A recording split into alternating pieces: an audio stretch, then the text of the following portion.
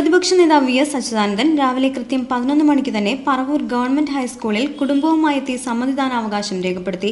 ഇടതുപക്ഷ ജനാധിപത്യ മുന്നണി പാർലമെന്റ് തെരഞ്ഞെടുപ്പിൽ ഗംഭീര വിജയം കരസ്ഥമാക്കുമെന്ന് വോട്ട് രേഖപ്പെടുത്തിയതിനു ശേഷം അദ്ദേഹം മാധ്യമപ്രവർത്തകരോട് പറഞ്ഞു. തെരഞ്ഞെടുപ്പിൽ ഗംഭീര വിജയം കരസ്ഥമാക്കും.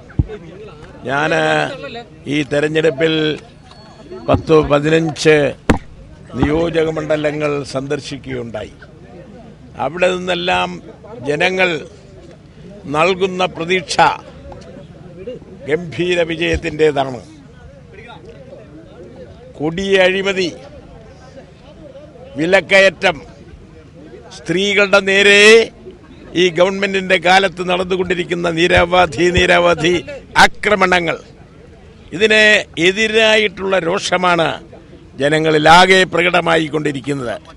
അത് കണിശമായും തെരഞ്ഞെടുപ്പിൽ പ്രതിഫലിക്കുക തന്നെ ചെയ്യും എന്ന് ഞാൻ കരുതുന്നു. എല്ലാ മണ്ഡലങ്ങളിൽ നിന്നും ലഭിക്കുന്ന പ്രതികരണം ആശാവഹമാണെന്നും അഴിമതിക്കും വിലക്കയറ്റത്തിനും സ്ത്രീവിരുദ്ധ നിലപാടുകൾക്കുമെതിരെയുള്ള ജനരോഷം തിരഞ്ഞെടുപ്പിൽ പ്രതിഫലിക്കുമെന്നും വി.എസ്. ആലപ്പുഴയിൽ പറഞ്ഞു.